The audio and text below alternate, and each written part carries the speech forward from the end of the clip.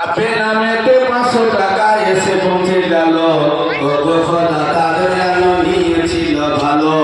বেনামেতে 100 টাকা এসে পৌঁছে গেল, ওগো খোদা তাদের যেন নিয়েছিল ভালো। বেনামেতে আল্লাহ বান্দা করিয়াছে দান, তাদের দানকে কবুল করো তুমি রহমান। গোপনে গোপনে মরম কালু ভাঙি নামে বন্ধু একটা পাখা দান করিল। কালু মল্লিক, মরম কালু মল্লিক নামে বন্ধু একটি পাখা দিল। পাখার হাওয়া কবরেতে পৌঁছে দিও ভালো। স্বপ্নুর খান নামে বন্ধু ভেদুয়া গ্রামে বাড়ি, 500 টাকা দান করেছে অতি তাড়াতাড়ি। দোয়া করে বাড়ি তারা দপ্তরের তরে, অতি আদরে তেরে কো পারওয়ার। জাদুর মুক্তি হাজি সাহেব নাম, 500 টাকা দান করিল বাড়ায় মাকাম। দোয়া করে বাড়ি তালা দরবারে তোমার, অতি আদরে তেরে কো দুনিয়ার বাজার। আবু বকর নামে বন্ধু বাদশা আলী নাম, আবু বকর নামে বন্ধু বাদশা আলী নাম। 1000 টাকা লবণিল বাড়ায় মাকাম, তাহার সাথে সোনা নাচা বিকরিব যে দান। দানগুলোকে কবুল করো তুমি রহমান, মনের আশা ভালোবাসা পূর্ণ করে দিও আল্লাহ, তোমার দিনের জন্য কবুল করে নিও। আইনাল মল্লিক নামে বন্ধু বাদশা আলম নাম, 200 টাকা দান। দোয়া করি বাড়ি তালা দরবারে তোমার, অতি আদরে দুনিয়ার বাজার। পাখা যেন তাড়াতাড়ি পৌঁছে যায় আল্লাহর ঘরে,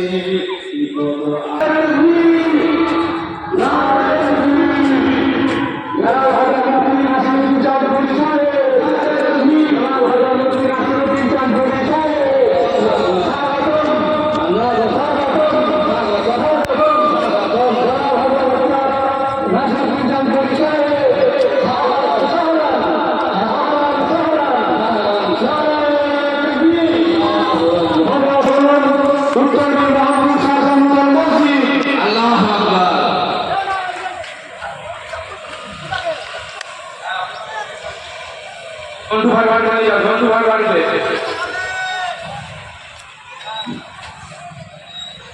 বন্ধু ভাই বাড়িতে নিয়ে চলে যাও নাকি। মাথা ছেড়ে মাথা ধরে যাও, মাথা ছেড়ে যাও রাস্তায় চলছে। তার সাথে সাথে আজ আমরা গত 2023 সালে, এখনো 2 বছর পুরো হয়নি, এখনো 9 দিন বাকি আছে 2 বছর হতে এই মসজিদের ভিত দিয়েছিলাম। আল্লাহ পাক আমাদের মাথার ঘাম পায়ে ফেলে টুক টুক টুক করে পয়সা দিয়ে এই মসজিদকে নির্মাণ করিয়েছেন। তাই সেই মসজিদে আজকে আমাদের শুভারম্ভ হবে ইনশাআল্লাহ জুমার নামাজের মাধ্যমে। আমাদের মাদ্রাসা মসজিদের প্রতি জুম্মাতে আজান হবে 12টা 20 মিনিটে। উত্তরবঙ্গ মহাপুর সংসদ দেশপ্রণাম জামে মসজিদে আজান হয় 12টা 15-এ, আমাদের আজান হবে 12টা 20 মিনিটে। আজানের পরে আমাদের বয়ান কথাবার্তা চলবে। প্রতি জুম্মাতে 12টা 50 পর্যন্ত কথাবার্তা হবে এবং 12টা 50 থেকে 1টা পর্যন্ত সুযোগ দেওয়া হবে। 12টা 50 থেকে সুযোগ দেওয়া হবে এবং 1টার সময়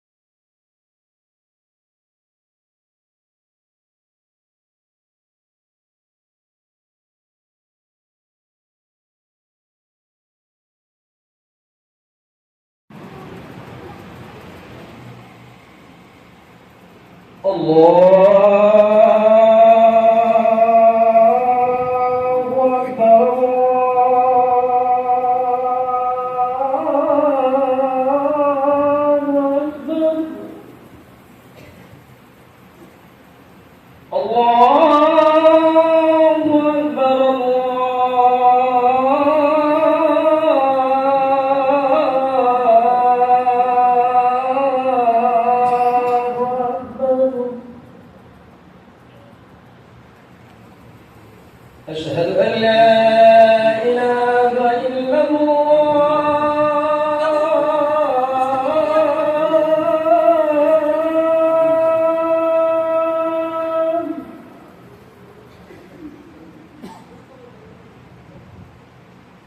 أشهد أن لا إله إلا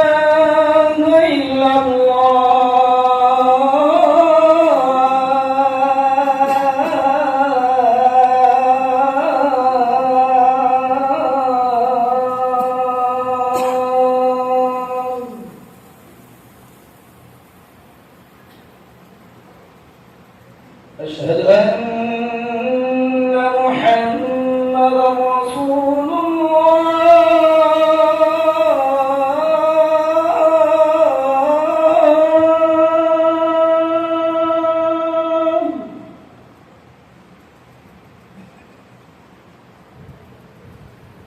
أشهد أن محمدا رسول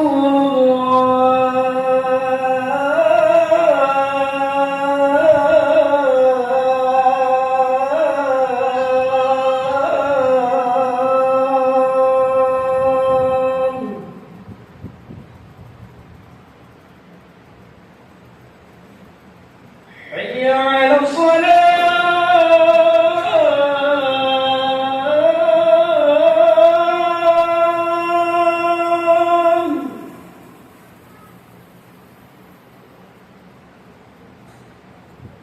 حي على الصلاة.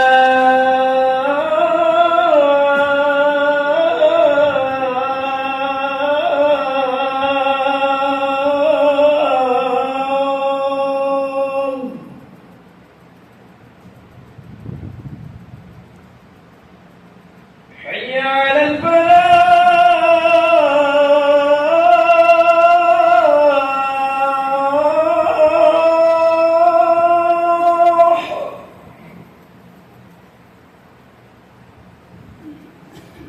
حي على الفلاح.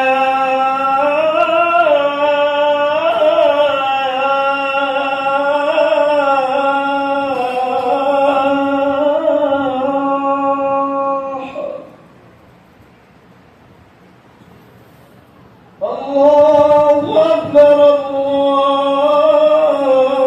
الله أكبر لا إله إلا الله.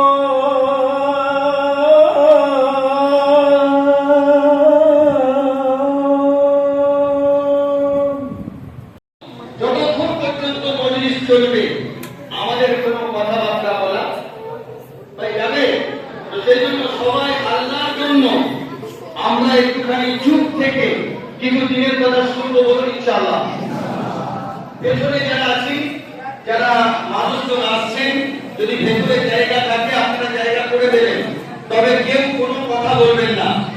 আজকে আমি জানি না যে এই উত্তর বিল, এই মোহনপুর সাহায্যা, এই এলাকার মানুষের এত বড় ভাগ্য। আমরা সেক্রেটারি সাহেব আমাকে বলেছিলেন যে হুজুর অমুককে একটু বলে দেখুন না, আজকে অমুককে একটু আপনি বলে দেখুন না। তো মহতারাম বুজুর্গ দোস্ত, আল্লাহ যেটা চাইবে সেটাই হবে, আল্লাহ চাওয়ার বাইরে কোনো কিছু হবে না। আপনারা কি বলেন? আপনারা একমত তো নাকি? তো সেই জন্য আজকে বড় যেমন আপনারা আবেগে আছেন, খুশিতে আছেন, যে আজকে আমরা চেয়েছিলাম যে উত্তর বিলে মাদ্রাসা, এই মাদ্রাসা একটা মসজিদ দরকার আমাদের। তো আলহামদুলিল্লাহ এত কম সময়ের মধ্যে এই বিশাল মসজিদ, তার এই প্রথম তলা, এই নির্বিঘ্ন কাজটা আল্লাহ পাক আমাদের এই নগণ্য বান্দাদেরকে নিয়ে আল্লাহ রাব্বুল আলামিন সমাপ্ত করে দেবে, এটা কিন্তু ভাবা যায় না। এটা আল্লাহ রাব্বুল আলামিনের ইচ্ছা আর আমাদের নেক আমলের ফলাফল যে আল্লাহ রাব্বুল আলামিন এই মসজিদটাকে এই রকম ভাবে প্রথম তলার কাজ আল্লাহ রাব্বুল আলামিন সমাপ্ত করে আজকে মাদ্রাসার ঘাটতি পূর্ণ করে দিয়ে আজকে আপনাদের চেষ্টা প্রচেষ্টা, কমিটিদের চেষ্টা প্রচেষ্টা, সেক্রেটারি, সম্পাদক, ক্যাশিয়ার সাহেব, মাদ্রাসার হেড মাওলানা এবং মাদ্রাসার সমস্ত শিক্ষকদের এই চেষ্টা প্রচেষ্টা এবং আপনাদের সকলের ঐকান্তিক চেষ্টা প্রচেষ্টা এবং দোয়া, সেই দোয়ার বরকতে আমরা আজকে সব থেকে বড় ভাগ্যবান যে আজকে সব থেকে পশ্চিম বাংলার এখন টপ র্যাঙ্কে, এখন সব থেকে জ্ঞানী এবং বিদগ্ধ পণ্ডিত মানুষ আপনারা সবাই চেনেন এবং জানেন যে আবে হায়াত মিডিয়া তিনি পরিচালনা করেন এবং মাদ্রাসা জামিয়া নোমানিয়া বলে একটা মাদ্রাসা, এই কয়েক বছরের মাদ্রাসা। আলহামদুলিল্লাহ আমি মুফতি সাহেবের সঙ্গে কথাবার্তা বলেছিলাম, আল্লাহর অশেষ মেহেরবানি, ওনার সঙ্গে বিভিন্ন জায়গায় আমাদের প্রোগ্রাম হয়। উনি হয়তো কোথাও ব্যস্ততার মাঝে আগে বলে চলে গেছেন, অথবা কোনো মাদ্রাসার প্রোগ্রামে হয়তো তারপরে আমার পরে দেখি যে মুফতি নাসিরউদ্দিন সাহেব চাঁদপুরে বক্তব্য রাখবেন, শেষ মোনাজাত করবেন। আমি তাই বলছিলাম যে আপনার জামিয়া নোমানিয়া 10 বছরের মধ্যে এমন একটা জায়গায় পৌঁছবে, যদি ধরে রাখতে পারেন আলহামদুলিল্লাহ পশ্চিমবাংলার টপ র্যাঙ্কে যাবে ইনশাআল্লাহ। আর আমি সেক্রেটারি সাহেবকেও বলেছি আর সভাপতি সাহেবকেও বলেছি এবং মাদ্রাসার আমি সদর মুদারিসকেও বলেছি, হাফেজ মঈনুদ্দিন সাহেবকে, যে যেভাবে মাদ্রাসা কাসিমুল উলুম এই এলাকা মানুষের যেভাবে মাদ্রাসার দিকে সুনজর, আলহামদুলিল্লাহ সুম্মা আলহামদুলিল্লাহ, আপনাদের যে স্বতঃস্ফূর্ত ভাব, যদি আমরা এইভাবে চলতে পারি তো 10 বছরের মধ্যে এই মাদ্রাসা কাসিমুল উলুম করবে ইনশাআল্লাহ। তবে তার জন্য আপনাদের কুরবানির দরকার, তার জন্য আপনাদের সময়ের দরকার, তার জন্য আপনাদের অর্থের দরকার, তার জন্য আপনাদের এই মাদ্রাসার দিকে লক্ষ্য রাখার দরকার এবং এই মাদ্রাসার পাশে আপনাদের থাকার দরকার। আপনার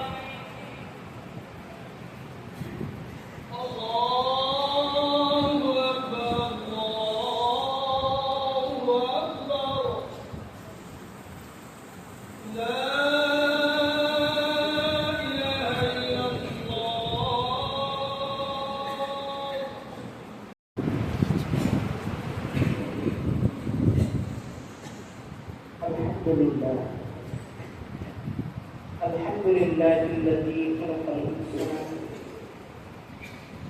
وجبلهم على الملة الحنيفية السمحة الصهبة البيضاء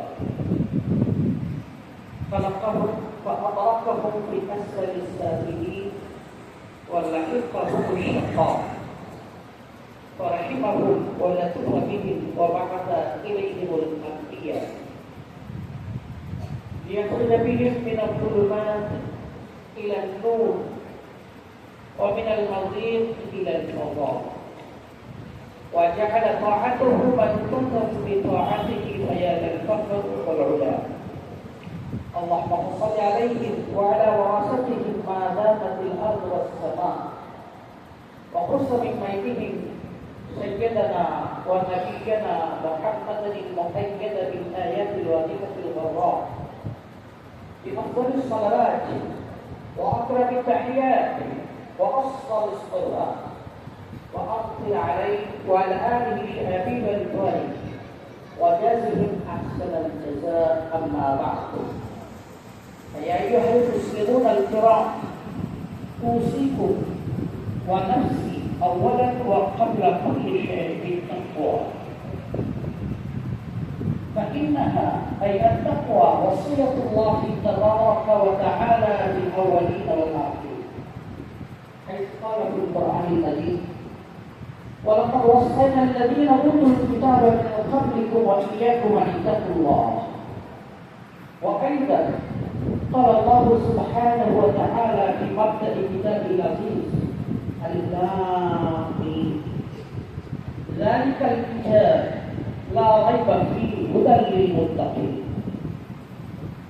أيها المسلمون الكرام ما هي التقوى؟ ما هي التقوى؟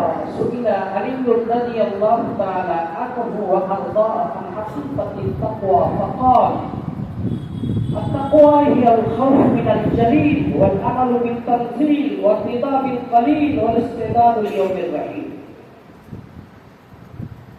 أيها المسلمون الكرام إنها كلمات يسيرة غير أنها في ميزان الله تعالى ثقيلة أيها المسلمون الكرام. ثم أوصيكم بالكتاب والسنة.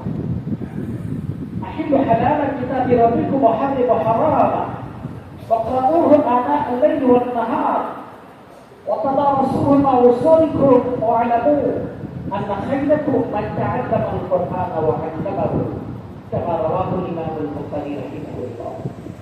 وقال النبي صلى الله عليه وسلم تركت فيكم أمرين لن تضلوا ما تمسكتم بهما كتاب الله وسنة رسوله. رواه الإمام المالك رحمه الله في موطئه بإسناد حسن.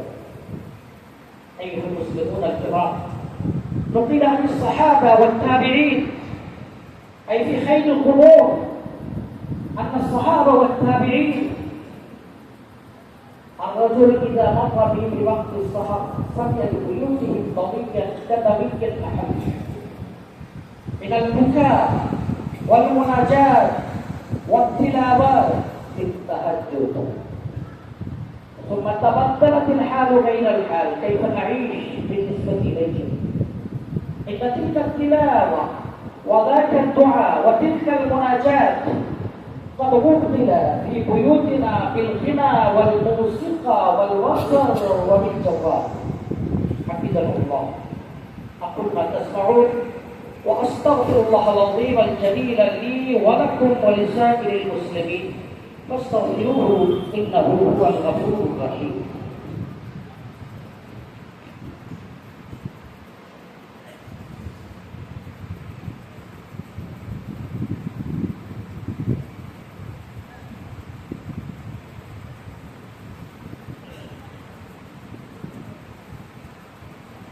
الحمد لله نحمده ونستعينه ونستغفره ونعوذ بالله من شرور أنفسنا ومن سيئات أعمالنا. من يهده الله فلا مضل له ومن يضلل فلا هادي له. ونشهد أن لا إله إلا الله وحده لا شريك له ونشهد أن سيدنا ونبينا وإمامنا محمدا بن عبد الله رسوله وعبده صلى الله عليه وسلم. أما بعد فيا أيها المسلمون الكرام يقول الله عز وجل في القرآن المجيد وأقيموا الصلاة وآتوا الزكاة واركعوا مع الراكعين أي صلوا مع المصلين. فهذا الأمر بالصلاة لم يرد في كتاب الله عز وجل مرة ولا مرتين، ولكن ورد أكثر فأكثر. وهذا التقرير يدل دلالة واضحة على أن الصلاة لها في الشريعة أهمية لا يستهان بها.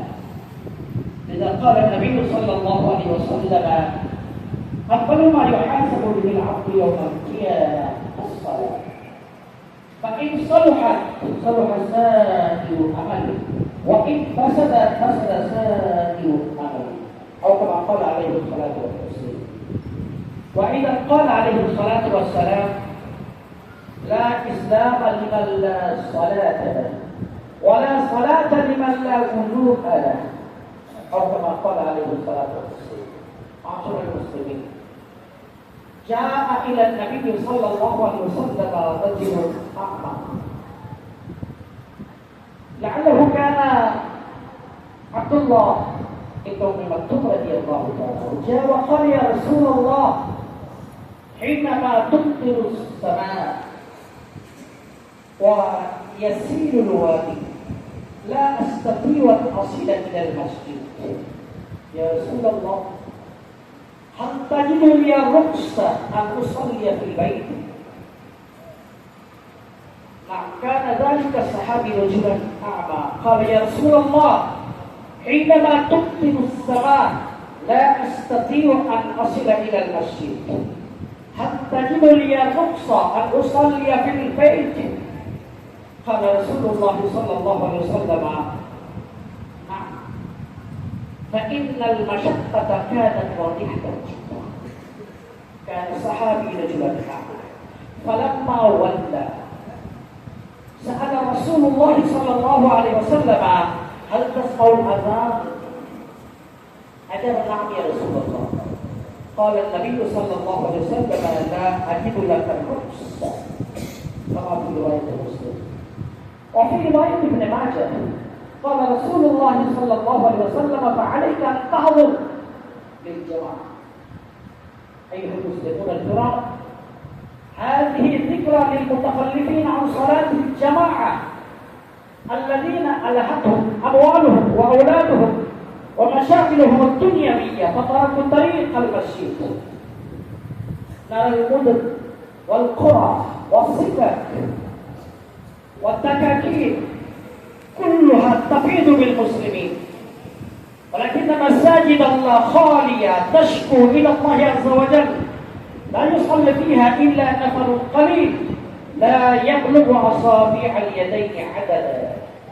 فقال رسول الله صلى الله عليه وسلم: ألا كلكم راع وكلكم مسؤول عن رعيته، كما رواه الإمام البخاري رحمه الله.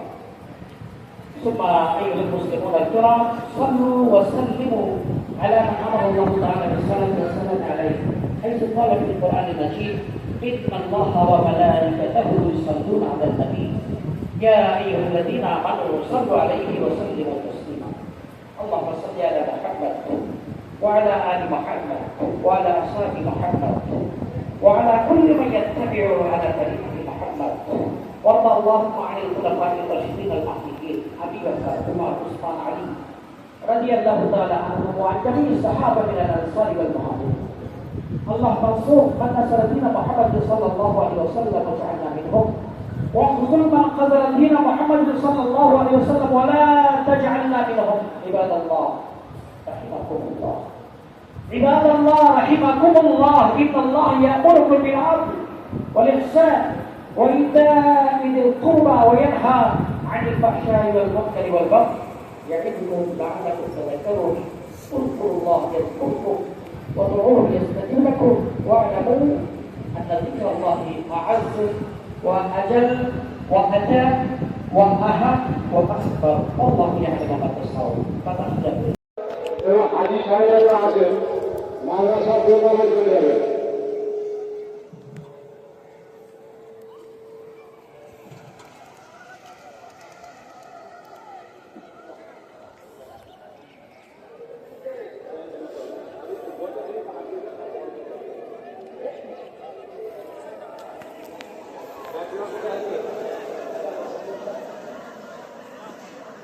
সমস্ত ওলামায়ে কেরাম এসেছেন তাদেরকে বলবো আপনারা মাদ্রাসা দোতলায় চলে যান।